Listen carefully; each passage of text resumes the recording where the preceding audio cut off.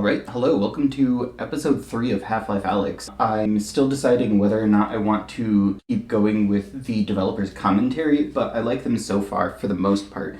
They kind of interrupt the pacing a bit, and they mess up with the voice messages that's going between Alyx and Ronald, whatever his name is. I figure once I clear a place, I can go back and grab the ones that seem interesting. If you have any requests for ones that I skipped, I can probably go back. We'll see. Just let me know. With that, let's go ahead and get started. Oh, here we go. Let me just make sure I'm recording. Yes, I am. Good. This works much better than Saints. Alyx, the signal's back. Can you hear me? Are you okay? Russell! There you are. That's your name. They've got him on the train. He's on the move. You've got to find Fairview Junction before they get there. I'm working on it. But yeah, I figure I'll test it out, see the ones that seem interesting, and go with those. Oh, hello.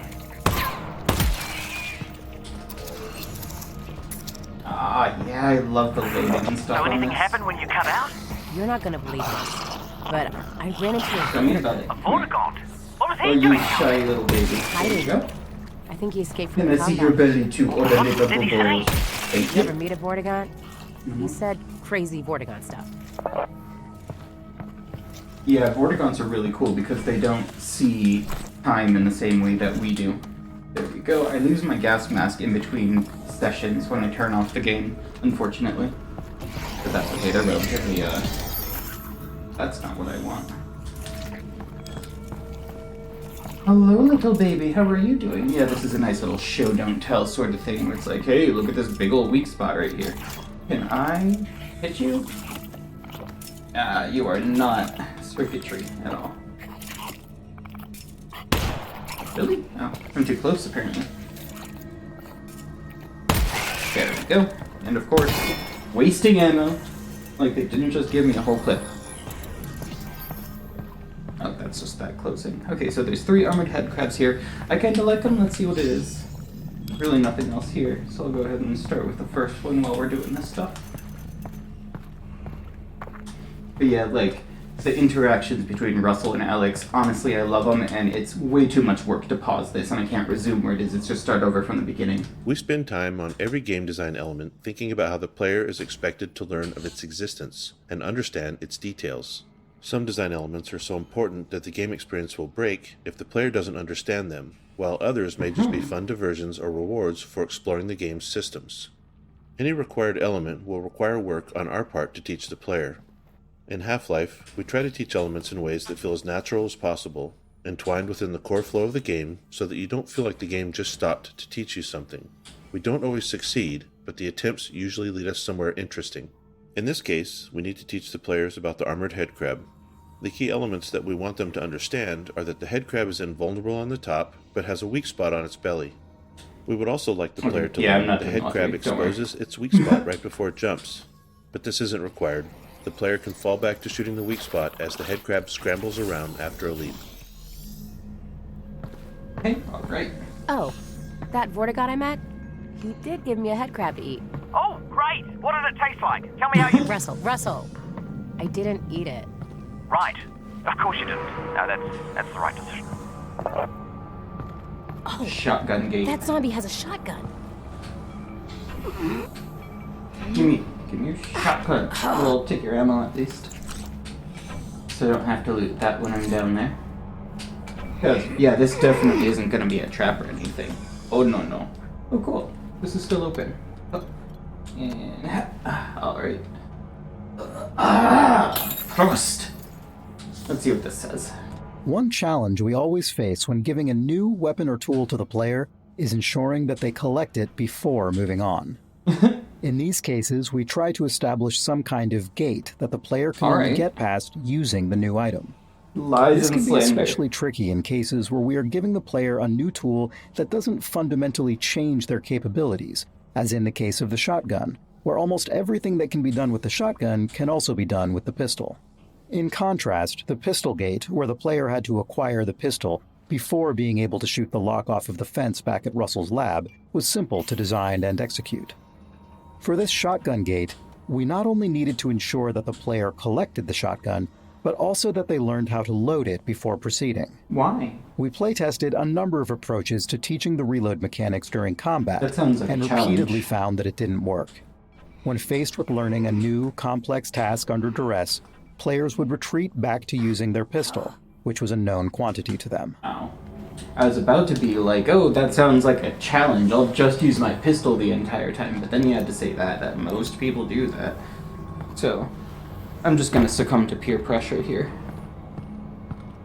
Do do do do do do do do do do do ya da da da. They're taking the hobbits. Excuse me. They're taking the hobbits to Isengard. Do you hear that? Yeah.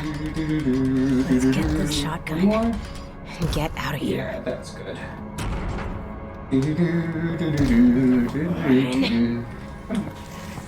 Got it. Hurry up and load that thing. It's getting louder. 4 shots left. Nope. Okay, only 6.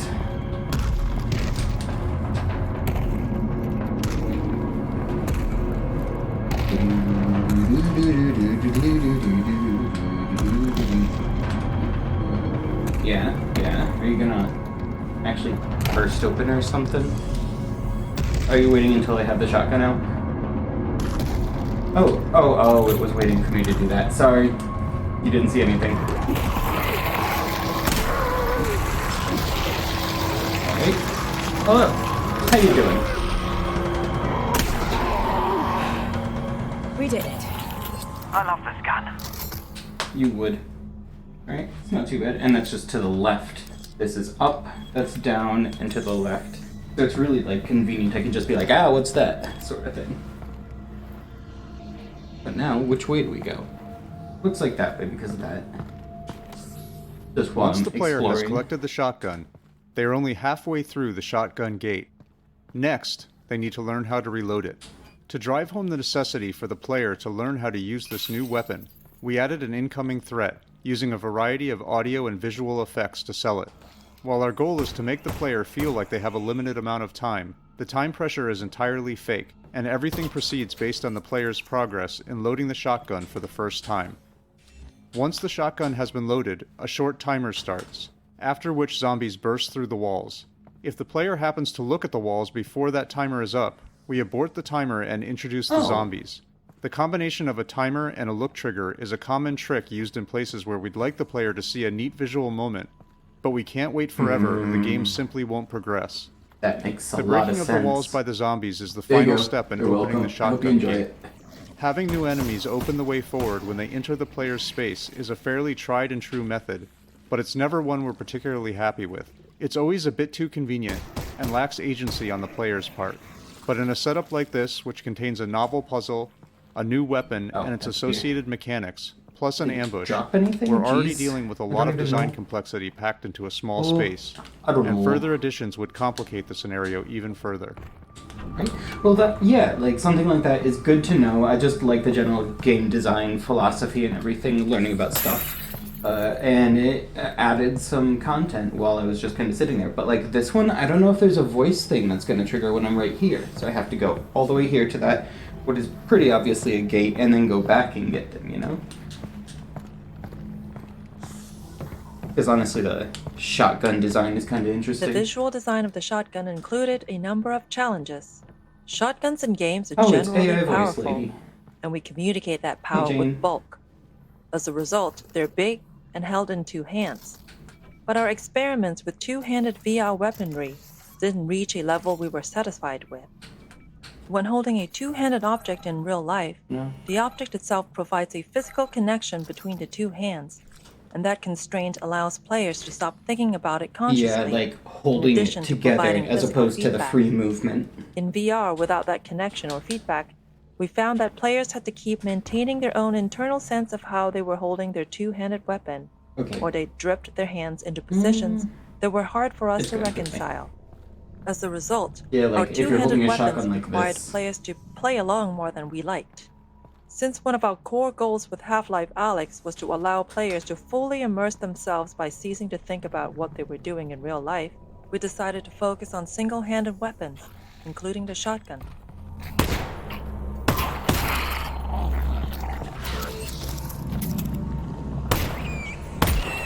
Sorry about that.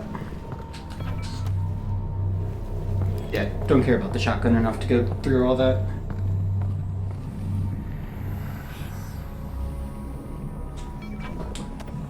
I hear enemies up ahead. Why would that be? Why could that possibly be? Yeah, this is a real good touch that I liked before. I think this is possibly the same sort of procedural breaking that they talked about with the glass, but I don't think so, actually, in thinking about it. Because it could just break into specific pieces every time, you know? Oh, right, shotgun's better for those, huh? Because pistol just drops it down to those head crabs by themselves. Where did you go? Did you just... Hi.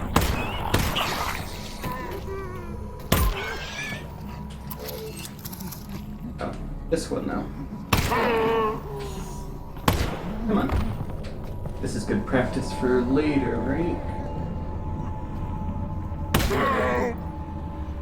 Come on. Wow, I cannot hit that for the life of me. Good thing it's letting me be safe. Okay. Turn around every now and then you get a little bit lonely and you never come around. Whatever. Turn around. Surprise. Oh, they just do that anyway. Ow! Ow! Hey, get off! Jesus! Oh, that's gross. Okay. It was on your face and it was disgusting. Yeah. Ugh.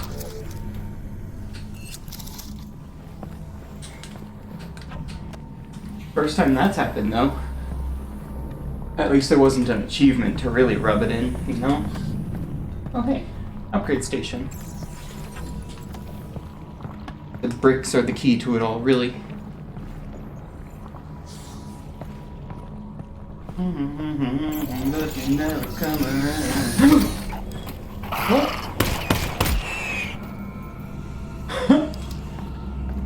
No, I didn't get startled there. I don't know what you're talking about. Yo. Sorry, my little health bug friend. You served me well with your pulsating mouth parts and glow bug thorax. I just need you inside my veins for right now. You'd think I'd be more concerned about that, but I mean, I guess I'm just assuming that it's human biocompatible. Oh, there you are. Okay, here you are. Ooh, I love these puzzles. Yeah, they get significantly harder as you go further into the game. Don't worry. This is just still the beginning thing. But as this is the third episode, I'm assuming we'll be seeing some more action soon. Haven't really seen too much except for those guys that we got. Jesus, 40 resin for this? This is what I want next, the grenade launcher, because it acts like a third, inventory space. There's only 2 inventory spaces here, but that lets me hold a grenade at the end of it. But, oh well, guess it's not happening. Oh, I don't need you. Go free, live your life, little health bug. Want to keep this inventory space free, you know? Okay, so I have 7? 13? I thought I had 16 before, but I guess I misread that. Alright. Can I run? No, I can't run, can I? Yeah, this whole experience is built to be like a single speed sort of thing. No.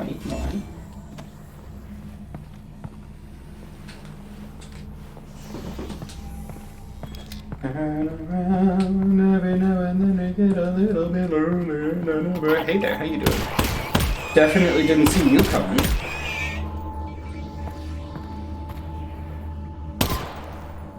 Okay, just had to check.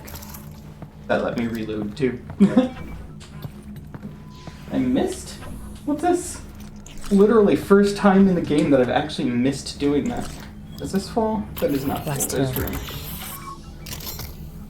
Last one. Oh yeah, it checks the ammo there when I go to the different gun.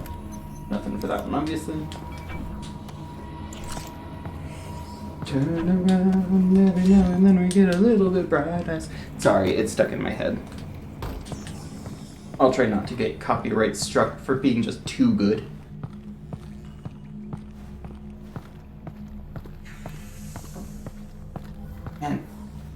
writing, talking, making my own content for things. What is this? The Stone Age? Let me go find one of those headsets. It can talk for me, then I don't have to do anything to generate content. I don't like that. The horror music noise coming from up there, you know? Makes me nervous.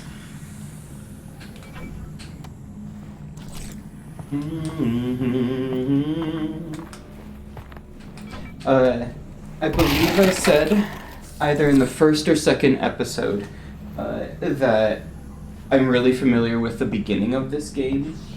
Hello. Like up to the shotgun and surrounding areas. And just from showing friends this game, you know, because it's an awesome game. Where was that? That's not where you were. Come on. Was it? There we go. But, like, I'm reaching the point where they've either stopped playing, lost their nerve or whatever, or just ran out of time. You know?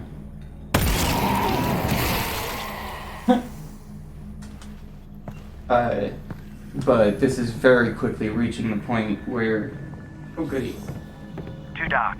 You'll need a flashlight. I think you're right. As with the shotgun and the pistol, we needed a gate for the flashlight to ensure the player couldn't proceed without it. We tried a number of designs around the moment where the player collected the flashlight, but they all ended up being about the player picking up an object, and not specific to that object being a flashlight. Given that the flashlight's primary function is to provide light, we felt the gate needed to be an area of darkness. We also really wanted the player to be excited to get the flashlight, and that meant they had to experience darkness before collecting the flashlight.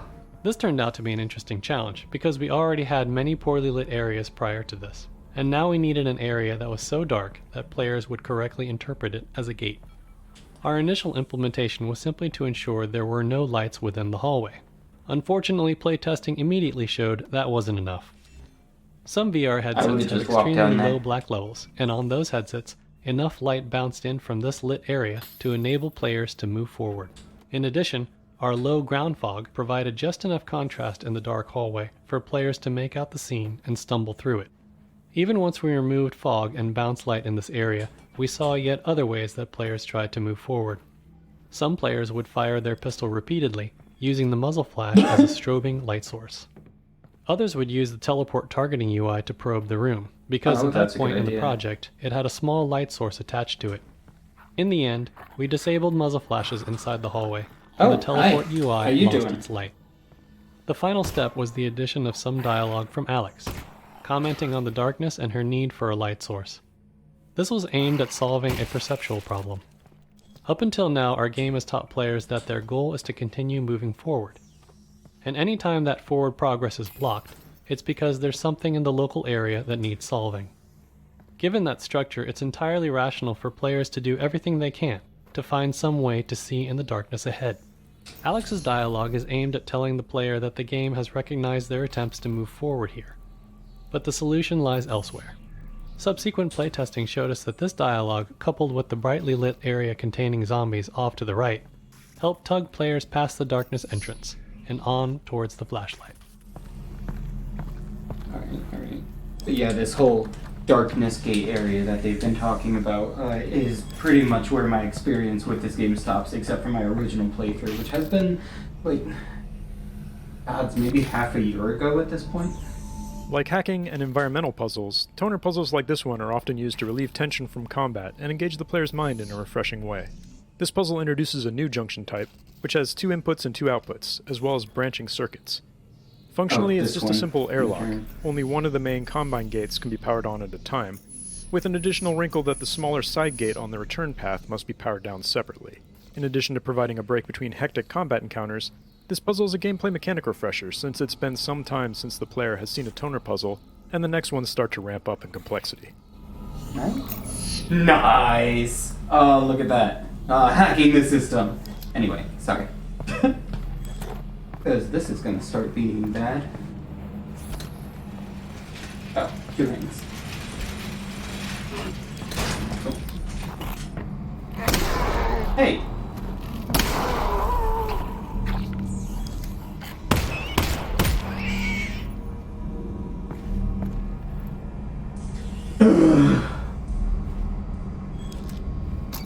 Last 4.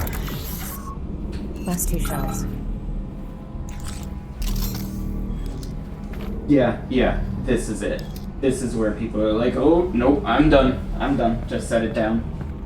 Go on their merry way. But no, I have to do it. And the subsequent stuff, I remember that stuff, now it's coming back. Oh, that's not what I wanted to do.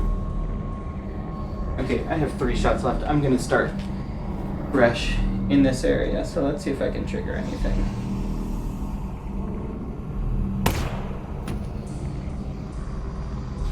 Did you hear that thump? Is this actually ejecting shells when it fires? That's a good excuse.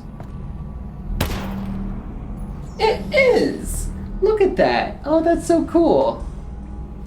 Wow, how long does it stay? Is that actually just like a permanent item?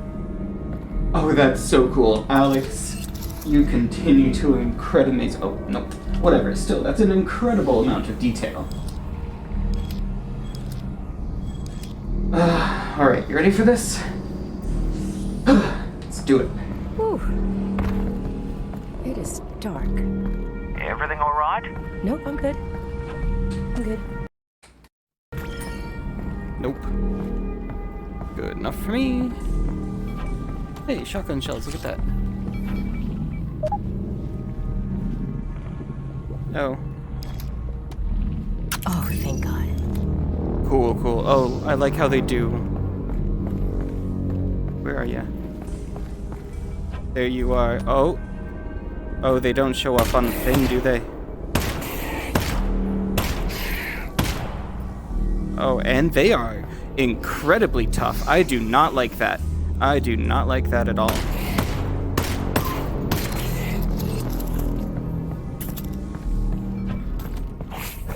You know what I'm gonna do? Lol. Okay, seems like that killed them. Oh, that's probably what they're intending, isn't it? Surprise! I think that's all of them. Oh, yep. This is fine. Yeah, it's completely okay. Everything's alright. And acceptable. Perfectly content. But I like how they do the flashlight in this, in that it's independently when it's not holding onto things, like my left hand controls it, and then when I grab hold of this, suddenly my right hand controls it. See? That. Hello? Do you have anything else for me? No items and whatnot that I can pull. Looks like we're clear for now, so let's listen. In prior Half-Life games, the flashlight was attached to the player's body, which meant that it always illuminated the world from the same angle relative to the player's point of view. With tracked hands in VR, we had the opportunity to let players manipulate the flashlight directly, and playtesters reacted very positively to this new freedom. In fact, our earliest implementation of a flashlight in Half-Life Alyx was an object that could be picked up in either hand or even set back down. This allowed the player to put the flashlight down somewhere, providing illumination for themselves while they accomplished another task. You know? Unfortunately, this presented the possibility that a player could leave the flashlight behind, which would have been a game-breaking scenario. Implementing the flashlight as an object that players had to hold also prevented them from holding something else in that hand, which was tedious to manage and simply too punishing of a trade-off. In particular, it meant that weapon reloading was a nightmare, because the player no longer had a free offhand to perform the reload actions. In the end, we settled on a flashlight that attaches to the offhand and turns on and off automatically. This fixes the issues with reloading in the dark, potentially losing the flashlight, and has the nice side effect of not requiring the allocation of a button to toggle the light, which is especially helpful on controllers with fewer buttons. Since the automatic on-off behavior is controlled using level logic, designers could make performance and quality trade-offs in different areas of the game. After all, if a player could turn the flashlight on at any time, the rendering overhead of this shadow-casting light source would have to be accounted for throughout the entire game. On the other hand, if the flashlight is known to be off in a given area, a designer can make use of the resulting rendering headroom by increasing the fidelity of the environment in other ways. It's really dark. Russ? Yeah? Can you just talk? About what? About anything. Literally anything. Well, I think that given our situation, your irrational fear of the dark is actually quite appropriate. You know, I can give you easily 100 reasons to be terrified. Okay, that was my fault. I'll be more specific next time. Flashlight articulation. Do I care? Because it's just going to Big say fan something. of this flashlight. Right, And like- it's, not unlike yourself, is also sensitive to the dark, Oh yeah? meaning it should go on automatically when the lights go out. Oh, nice. Good to know. Let's see how long this is. I might just Shortly skip it. after adding the flashlight to the game, we discovered the playtesters would frequently brace their gun hand with their flashlight hand. This meant that the players had to orient their flashlight hand awkwardly to align the light with their aim. We Yeah, decided right. to make this an automatic behavior of the offhand whenever it was brought close to the grip of the gun. If you do this, you'll see that the offhand grips the gun in a natural pose, and the flashlight aligns with the aim.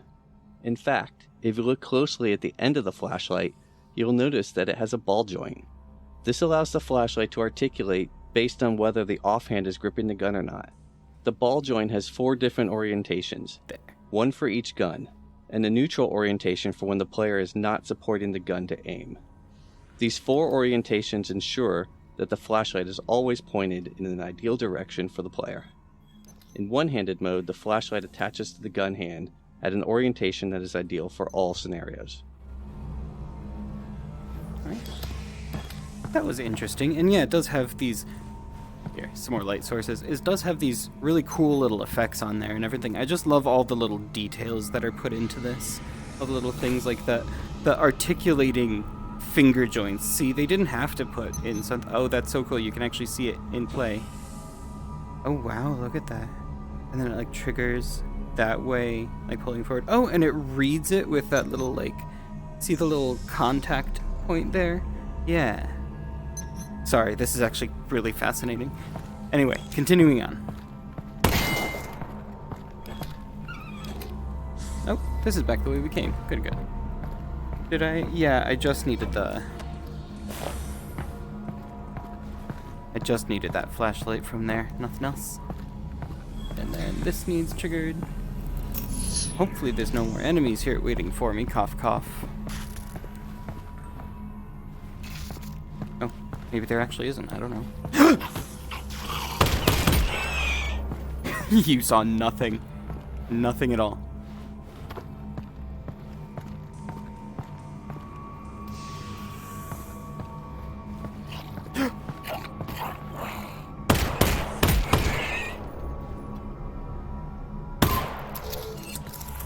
Yeah, you hear the little that it makes when there's one shot left and then there's a second.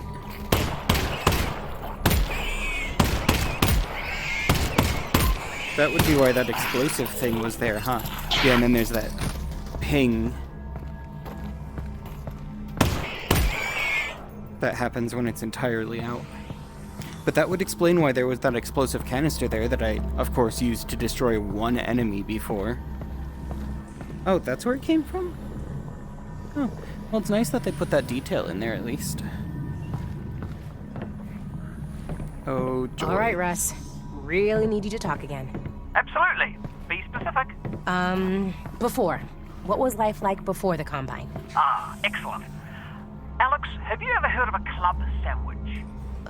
Nope, not once. Right. To make a club sandwich, you need to start with bread. Not from a bread line, from a There's bakery 3 across on the there, street, isn't there? baked that day. Okay? You add tomatoes, lettuce, not vegetable paste, fresh. Then you add bacon. That's from an animal we used to call the pig. You toast the bread and you put all that inside it. You guys had all that? That's insane. It is, and I'm not done. Then you add a second sandwich on top of the first one. You put ham in it, also from a pig, and turkey from an animal we used to call the turkey. And more tomato, more lettuce, and a bunch of other things I'm forgetting. It was 6 inches tall and weighed a pound and had a dozen ingredients from 5 different continents. It was the most impossible food item you could imagine in any age before ours. Wow. I know, right? That is... wow. Thanks, Russ. You're welcome, Alyx. Actually really cool. I love that whole exchange, and it's true. It talks about the impossibility of society and everything, but I'm not gonna go into that like you thought I would. Oh, sandwiches. They're gonna go into that. I'm gonna go into, oh, look at the little baby ones there. I'm gonna go into the distinction between, like, there we go. beef and steak, you know? Whereas chicken is just chicken, whether it's the meat or the animal. There's like pig and ham sort of thing. That's a linguistic relic from the time when only, you know, the rich people who only spoke French were able to, well, majority spoke French. You know, English was considered kind of a barbaric language. Not barbaric, but like what Latin is. You know, like for the underclass and everything. Whatever that term is. Am I full health? Oh, cool, look at that. Infinity effect. Oh, that's so cool. Yeah, it really shows that it's like bending space-time and putting it into a little pocket dimension there. But yeah, French word for certain meats versus English word for certain meats. Whereas other sort of meats like chicken weren't introduced until later, in which case they all just had the same word, because there wasn't that distinction anymore. When the writers create a new character, they try to write a variety of material from that character's perspective to help find their voice. What motivates them? What do they sound like? How do they relate to other characters? It's helpful to know the answers to questions like this early in a project, particularly when working with a team, where different people might end up writing for that character. The club sandwich story that Russell tells in this section started out as one of these writing exercises. The writing team wrote pages and pages of Russell telling Alyx stories about life before the Combine, getting irritated with her, telling bad jokes, pretty much the whole emotional spectrum. As we refined Russell's character, almost all of that fell by the wayside. We needed to do that work to get to Russell, but most of it didn't sound like Russell anymore. Later in the project, we decided to make Alyx scared of the dark, so we needed Russell to talk a lot in this section to keep Alyx company. It didn't matter what he was saying, it just had to be this voice in the darkness that she was grabbing onto. And then we remembered, hey, didn't we write a rambling sandwich monologue a year ago? And the club sandwich speech was resurrected. It's surprisingly hard to just get used to opening and closing my hand here, because one button does this, one button, well, I guess the other button does that whole thing, so I don't have to press both of them. And then this one is like, that's also the menu if I press too hard.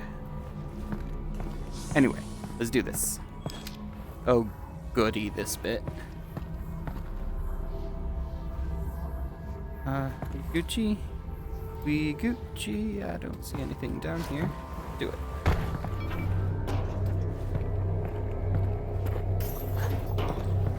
Yeah. I hear ya. Charlie hears ya. Charlie just don't care.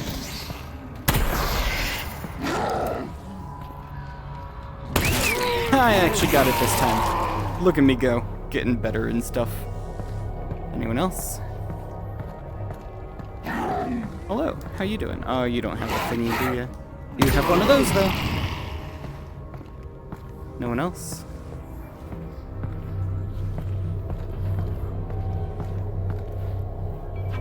I'd like to make every shot count, but if I have to, I have 90 more of them. Losing one really isn't that big of a deal, right? Uh-oh. Guitar riffs. Ah! Don't you throw that at me. Sorry. 7 more shots with her after, so a full clip, whatever it'd be called. Oh, right, I wasted one. Good.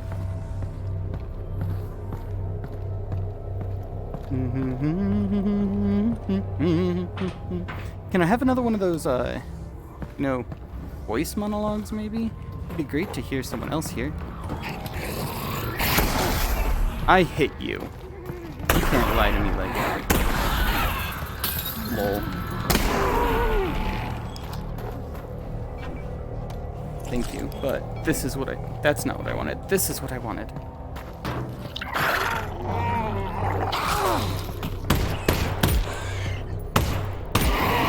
Ugh. I'm stuck? I'm not stuck. Good. Ah! Fine.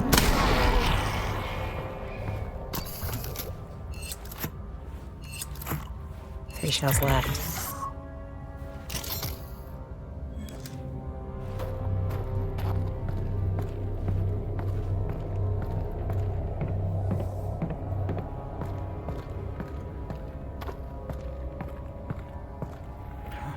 What? No resources at all? After all that in the second part? Alright.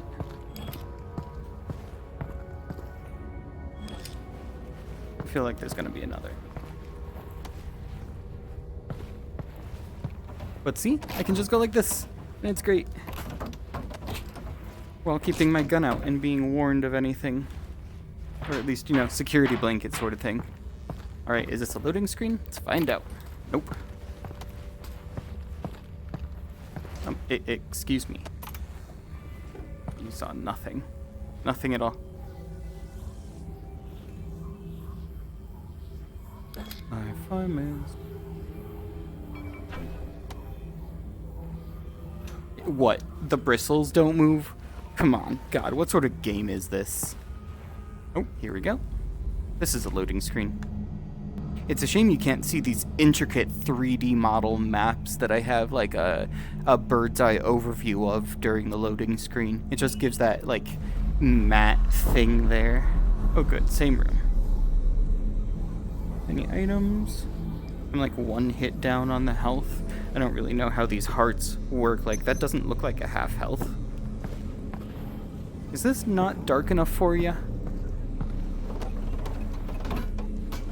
Nothing in there. Alright. Nothing down there. I'm actually legitimately surprised there's not like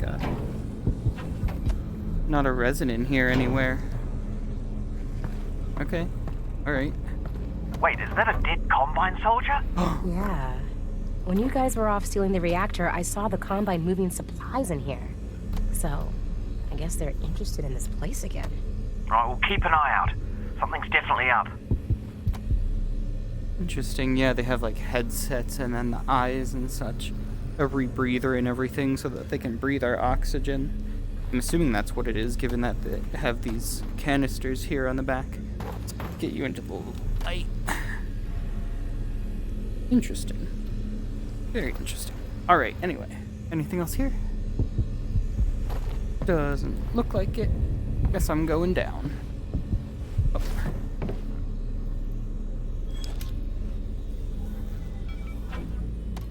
Oh, drones.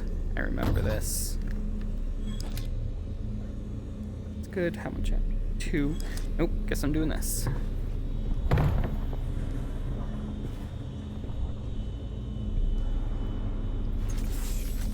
Alyx, manhack, watch out! See it.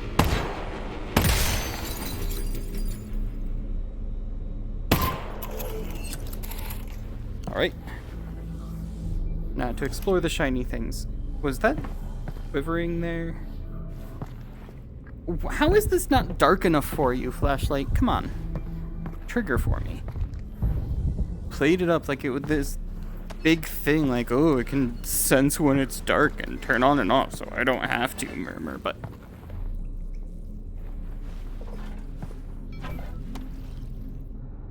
But no. It only stays off. Oh, thought that was it turning on. Okay, so right now, what it's like to live on Earth on a scale of 1 to 10. I'd say we're at a 2. Yep, could always get worse. What would you rate it before the Combine showed up? Ooh, that's a toughie. I don't know. Good day? I'd say 6. Yeah, strong 6. 6? That's not great. Well, that's life, Alyx. You know, it's not always great. Well, maybe we get the Combine off Earth and we could shoot for like an 8, you know? Ooh, an 8. Yeah, that really would be nice. Really nice. That's why it's always good to save the first one, because then there's one offered at every one of these stations, but you have to go through something to get to it, you see? But now I always have one saved, so I can just be like, okay, grab some health, then go get the next one if I want to. Or I can always just save it, you know? Have an empty space free.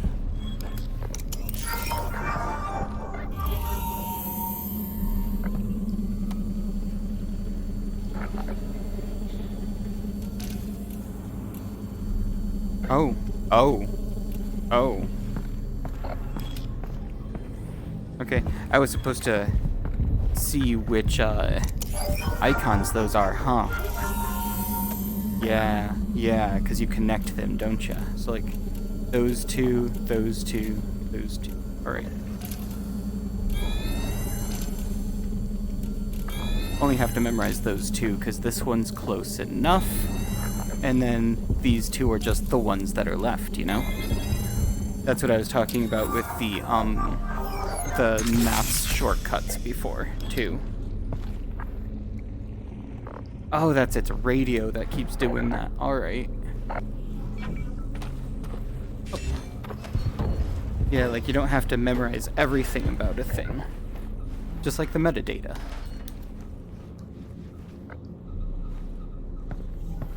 Okay, Mr. Budget, let's see what you say.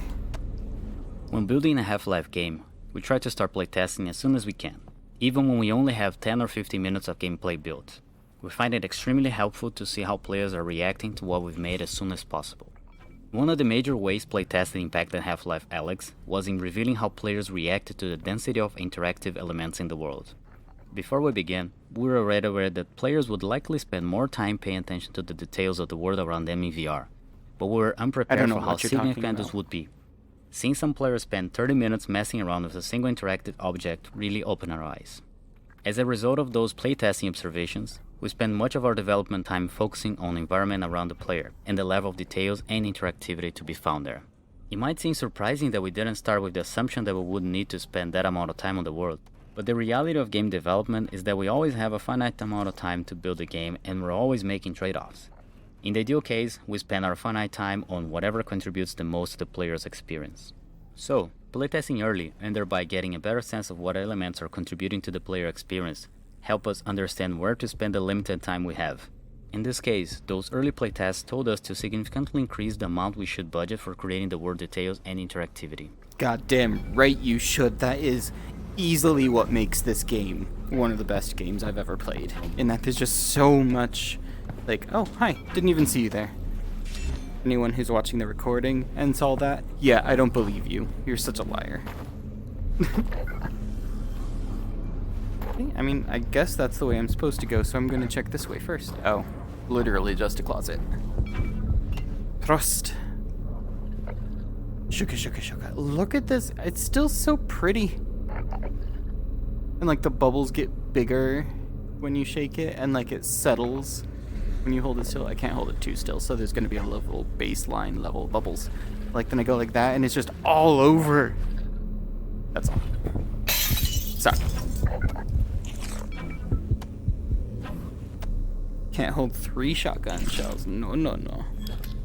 Am I good? I'm good on that. Okay. Alright, let's do this. Do I need more health? No, I do not. Beautiful. Alright, do it again. Oh. Holy. Ish. How did you die from having your foot eaten? You are dumb. Jeez. Is this like a... Oh no, that's the rebreather little thing. Oh, that's how you died, huh? That probably got disconnected from your mask. Alright. Yeah, I thought that was its like radio or something that I was supposed to pick up. But I guess not. Is there no... Yeah, there's no explodable things around here. I usually just toss them there. Whatever. Even if only every... like 2 to 3 drop a full clip, it's still worth it, and it clears them out. Yeah, because it's like 3 to 4 shots per. Nothing? Any more over here? Well, I guess I can't kill that one. Yeah, that's not showing up as a... No, those don't show up. Well, that one's dead. I love how I interrupt myself every time. But at least I usually retain the thread of thought, and I'm just going back there, right? Yeah, I try and keep that last one in the chamber every time. That way I don't have to press the additional button to, like, trigger it.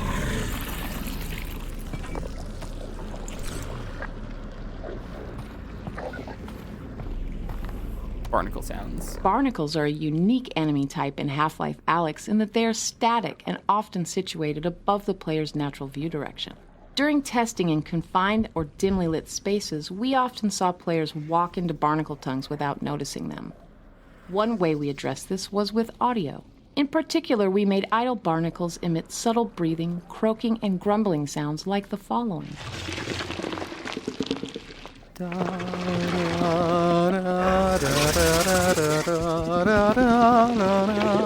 These sounds helped alert players to the presence of barnacles, and also made them seem like living creatures that were always active, not just a mechanical piece of gameplay that responded only to the player's actions.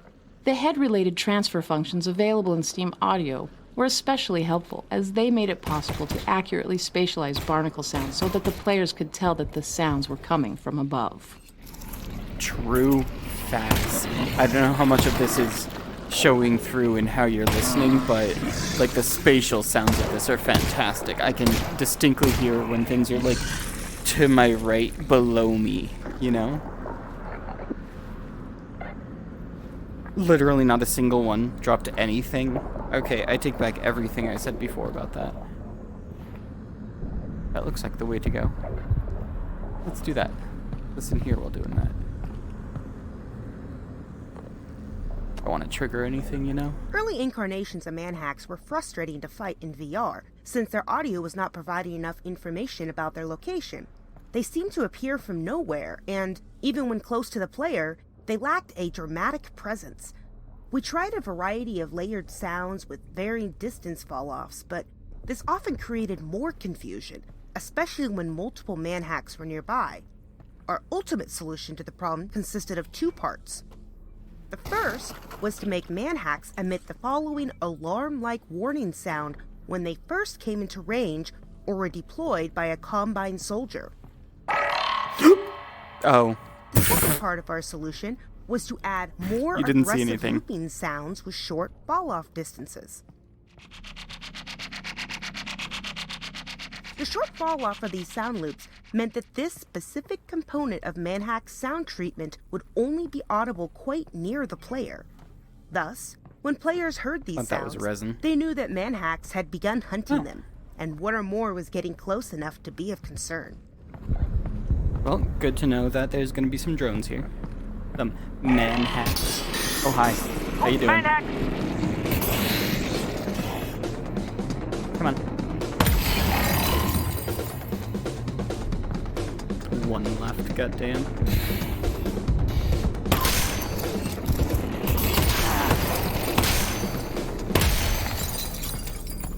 Okay.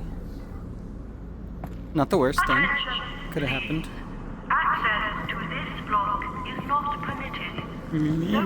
You're not permitted. And designated to prosecute. Oh god. That's the way to go. So we're checking this way first. I do not like those noises, Sam I am. I do not like them green eggs and ham. That's how that works, right?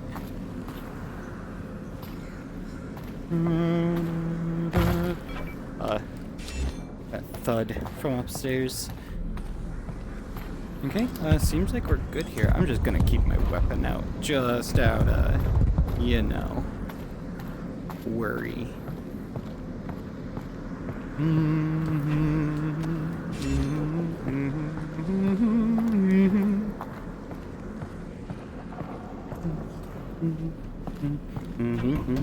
Okay. It wants to pirouette too. Oh, cool. Well, live your best life, health bug. Yeah, these things are so much more convenient because you can just use them anywhere, you know? They don't do a full health regen like that, but I significantly prefer them. Nothing else back this way, right? Okay, I thought this was going to be a loading screen, but that, yeah, that headphone up there.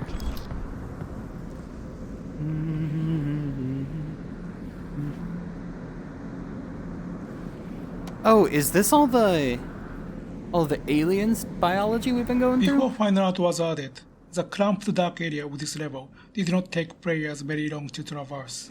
But as the fidelity of the game increased, players spent more and more time getting to this point. As we've learned over the years, too much time in dark underground areas can become fatiguing to players, and this is even more significant in VR. This outdoor section provides a change of pace and a brief respite from the dark. Oh god, yes. Not only does it give players something visually different and interesting to look at, it allows them to clearly see and assess threat in an open space, allowing them to get some easy kills with a little strength. Too short. It was also important to provide some Stupid variety game's here, supposed to be as players are about to supposed head to be an into escape dark from area real life. that requires precision shooting and flashlight usage. Flashlight usage. Oh, precision shooting at least for that. Okay.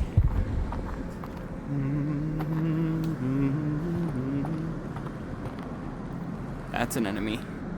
Oh, or is that a... Oh, that's one of those. Are y'all gonna just come to life? Is that what this is? Called it, though. Oh, two of them? Nope. And that one doesn't, so... Really? That's not gonna drop you? Alright.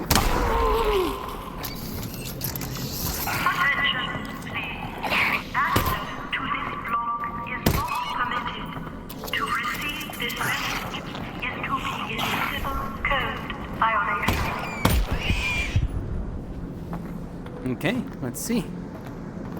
They're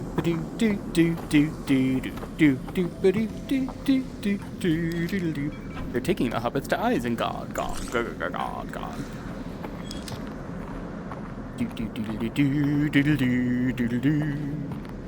Hey, you generate your own content your own way, okay? Man, this whole outfit is actually getting kind of hot and sweaty. Just a second. How long have we been recording for? Let's see. Oh, like 52 minutes? Wow, this could actually be a good episode, but let's make it a solid hour. I'll go till the next loading screen. Presumably there's one close by.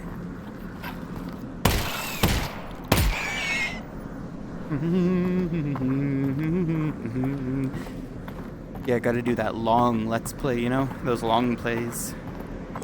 I think the actual appropriate term for that is long form let's play or something. Whatever. I just like having the ability to like really dissect something. And like go through a whole... Go through whole spiels about it. Actually like give what I think in an uninterrupted manner. As opposed to like making those short punchy things. That way, I guess? I guess that door does have a handle. I didn't see that before. Just gonna check in here real quick. Oh, nothing. Alright, realism. Gotta love Half-Life. Don't see any sun, though. That looks like Team Fortress 2. I'm pretty sure I've played on that level. Anyway. Nothing else up here for me to get? Okay. How you doing, sailor? Oh, hi. Oh, good, I can hit them through there.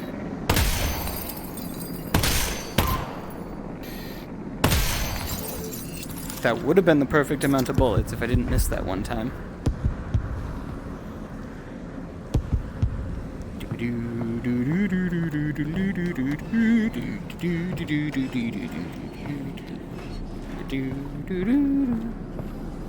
Well, I mean, this is a pretty handy barrier here. Can any more form? Oh, this looks like a loading screen. How long have we been going? 54 minutes? Oh, we're not going to make it to the hour mark if this is the loading screen. I like having a nice round number, you know, as like a... Come on, let me grab this thing instead. Alright. Whoa. Whoa. 0 out of 10. Look at this bullshit. Look at this. What is your excuse, Valve? Tell me. Give me a reason for this shenaniganery. Or can I can hold it like that. Yeah, neither of them. I guess it's just like this segment here is only being rendered on the outside to save space. Which makes sense, like this whole thing on the outside isn't being rendered inside. It's just a smooth surface there. Oh, that's the way I need to go. And there's that thing. So this isn't a loading screen after all, I don't think. Suspicious. Good. Yeah, we're definitely gonna make the hour mark with this. And then, like, past that gate is the loading screen. Physics. Look at this item collision. Like, that's not just programmed, too. I can just... right like that. Let's see, will it slide? No, not even on its base point. I mean, it's being treated pretty well in there, but it's just not... Fine, whatever. Ugh. Yeah, I can't yoink... Oh, I can yoink this. Never mind. A way to prove me wrong immediately and thoroughly, game. Thanks. I appreciate you. Right. Let's do this. Slap. Slap. Slap it on. Just slap it on. And you just... There we go. Oh yeah, this is that Zen wildlife that they were talking about. I love it. Just the different biology. So, when we get the Combine off of Earth, what are you gonna do? I'm going full production mode on the Russells, of course. Oh, of course. You'll be sitting on a landmine. Gold mine, yep. So here's the plan. Conservative estimate, I figure 1 year to get the world unconquered by the Combine, get them off the planet. So that's year 1. Then another year to mass produce the Russells. Although, just quietly, we will need to rebuild society first, you know, to get some basic infrastructure, jobs, money, that sort of thing. Otherwise people won't be able to buy them, you know. So, yeah, 3-year plan. Let's slot the infrastructure thing in for year 2. Oh, yeah, definitely. You're gonna want to put sense. that in here too. Yeah, I didn't want to interrupt them or anything by coming down. There we go. Here's a flashlight. Also, oh shit, that means there's going to be another dark spot. Zen overgrowth. Very nice. Oh. Hi. Alright. This section, with a multitude of explosive barrels embedded in Zen overgrowth, was designed to switch up player expectations and change the pacing of the level. Okay. Prior to this point in the game, explosive barrels and canisters were used as offensive weapons. In this space, they're deadly to the player. If a barrel or canister does explode, it sets off a fatal chain reaction. Yeah, does it? This change in priority forces players to aim carefully and adds intensity without combat. This has the positive side effect of training players to utilize the pistol even more effectively. While the automatic alignment of the flashlight with a braced weapon is useful in direct combat, in this section we observed players taking advantage of the decoupled weapon and flashlight, as they illuminated and targeted barnacles in the intricate Zen foliage overhead. Oh, barnacles. Alright. But yeah, that's what I've been doing with, like, down in the sewers and such, holding them separately, because with this, kind of makes it hard and, like, it snaps on and off a little bit. It's not perfectly done. It's not the worst by any means, but... Something just... No, that was me. Alright.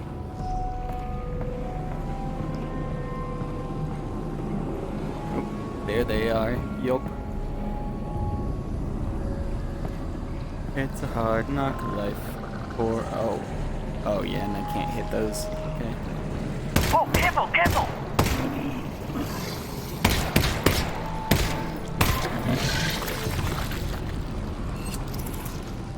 Only 70 left? Whatever will I do? Oh boy.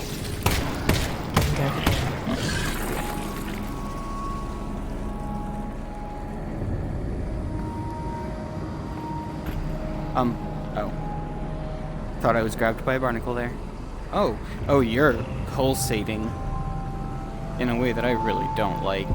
Alright. I mean, it's fascinating. Awesome new alien biology. Great fun.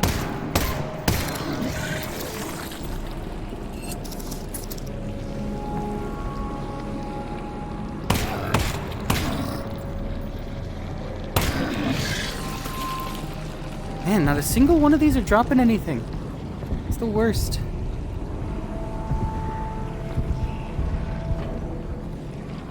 Sorry for doing a little disco right there. Oh. There's a little venti thing that I need. Volumetric lighting? Alright. I'm down. We decided early on that the environments we wanted to portray in Half-Life Alyx would benefit from an investment in high-quality volumetric lighting. Damn right it This does. component of illumination is an indispensable tool, not just for creating atmosphere, but for drawing the player's attention to critical gameplay elements. Our system works in 3 phases. In the first phase, illumination from static light sources is captured in a 3-level hierarchical volumetric clip map surrounding the player. The highest resolution level of this clip map measures 1 cubic inch per voxel. The clip map is updated incrementally, less than once per frame, as the player moves throughout the scene. You know what a voxel is, In right? the second phase, it's just a the 3D compute pixel. shader ray marches in view space Oh, throughout the clip good. maps, Good. accumulating static lighting, dynamic lighting, and volumetric extinction. Good. The ray marching is performed every frame and employs temporal anti-aliasing to improve quality. In the final phase, we resample lighting and volumetric scattering from the prior phase for each eye once per frame. The result is a texture that describes, for any given view space depth, volumetric scattering and extinction, which we apply during forward rendering. Yep. Can I put my hand through? Let's see. Oh. Trying to go all the way through and put my hand through, but it doesn't look like it's letting me. Oh. Trying to find the edges of our world, you know? Trying to explore as much as I can. Because if I can just put my hand through and then trigger that, what if I choose different things while my hand is passed on the scene? Different orientation. This is what you have to do as a game designer too, if you have any desire to do those things. Oh, I can totally get that from here. I cannot totally get that from here. No. Yeah, that would be why they did that, isn't it? Oh, can I put my gun under? Nope. That's just a hard line. Alright. Anyway. Actually doing it properly. Fine. Whatever, if you insist.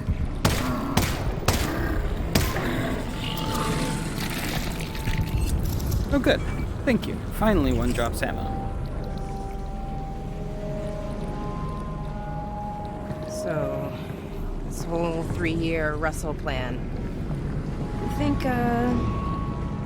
you have a job for me? Job? Alyx, you invented the Alyx. Of course you can have a job. We could be partners. Oh, well, Well, there would be stock options. 5 to 10 year vesting period, obviously. Could be very lucrative for you, Alyx, in the long term. I don't know what any of that means, but sounds good, partner. Yep, sounds good. Alyx?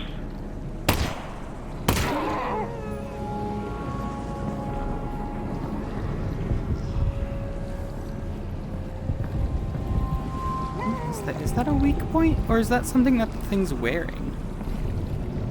Okay. Oh, I see you there, you sneaky bugger.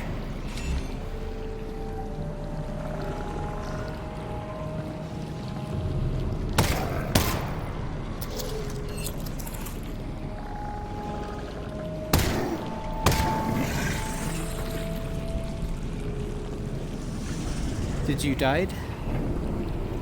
I don't think you died. I think you're still sneaking around. Gonna be trying to scare me.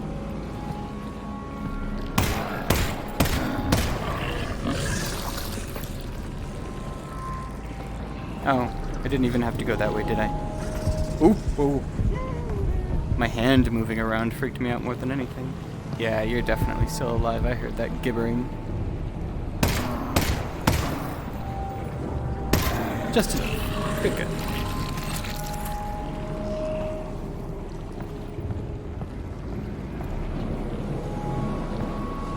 There you are. Oh, glad I didn't hit it before.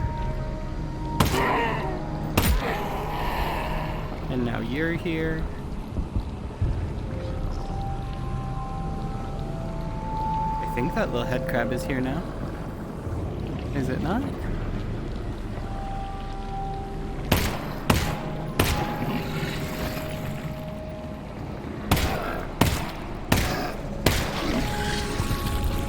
Good.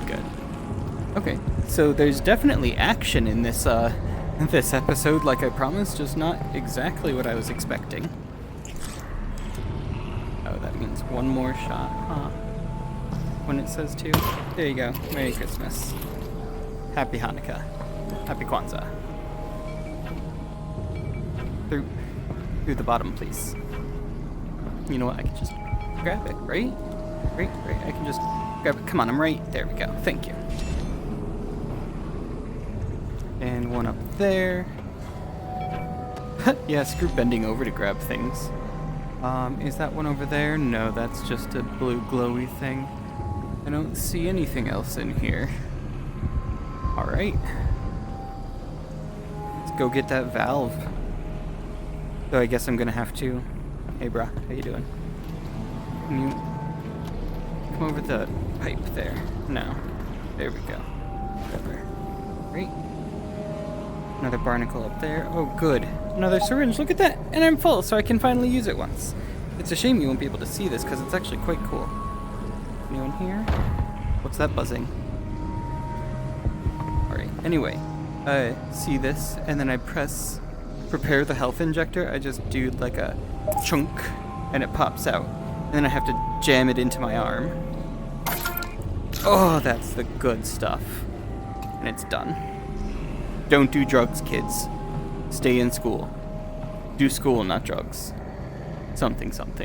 Or don't stay in school. I don't know. It's up to you. I'm not going to tell you one way or the other, but a lot of people are just told the only way to get successful in life is to go to college, get a good job, yada yada after that. But, I mean, college is basically a scam in this country at this point. It's just an unending feedback loop of higher and higher tuition charges by the administration and everything that's actively looking for profit, even if they're not for-profit institutions, because they'd pay the administrators and such.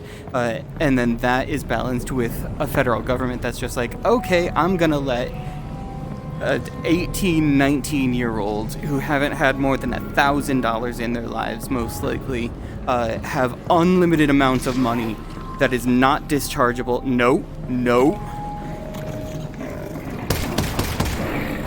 That is not dischargeable in bankruptcy or anything, that you have to keep your entire life.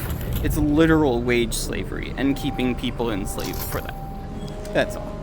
So, like, if you're in that position, go to community college first. There's like a stigma against it, but whatever. It's literally an order of magnitude cheaper.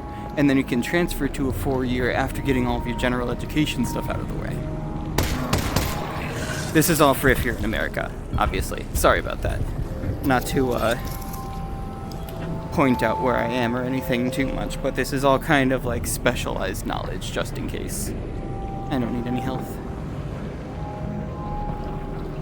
Alright. Oh, that's where it is. Oh, hold on. Is that the only thing in here? Yeah, I don't need you. Whatever, screw you. You live your best life, health bug. Whoa, look at the pointer on that. Is that not center? That is not center. Oh, it's like a laser pointer. I see. I get what you're saying here. So if I just go like that, it's down there, and it'll hit it. Alright. Good. Then I'll just go in here. Yeah, something tells me this is definitely going to be longer than an hour. And just slap it into place. Slap it into place. And then, I should really be doing this with my other hand so I can have my weapon out in the meantime. There we go. And with that, I hope you enjoyed episode 3 of Half-Life Alyx. Join us next time for happening. And then we'll go to and see the awesome